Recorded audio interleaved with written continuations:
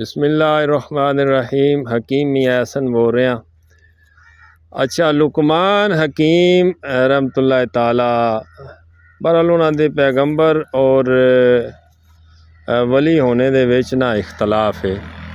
और हज़रत मूसा अलैहिस्सलाम दे दौर दे अगे पिछे वो हज़रत लुकमान होए ने।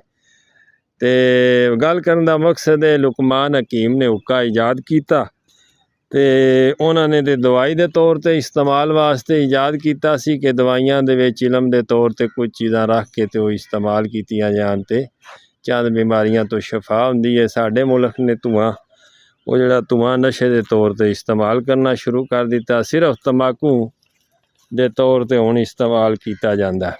मैं एक बूटी तुहानूं दसना, उस बूटी की तंबाकू की जगह ते चिलम के तौर पर रख के उहदे कश मारे जान ते बंदे का दमा ठीक हो जाता है और फौरी ठीक होंदा है।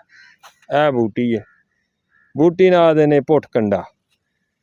पुठ कंडे का सफूफ लैके इनू मतलब खुश कर लवो। खुश करके इनू 6 माशे तो 7 माशे उत्थे रख के ते उत्तों अग ला के जनाब ये कश मारो ते जनाब दमे नू फौरी तौर पर यह मुअसर है, फौरी तौर पर ठीक कर दी है।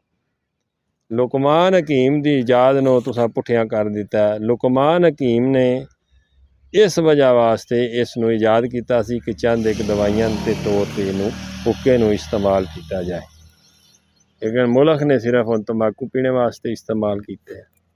बहुत शुक्रिया। फी मानी।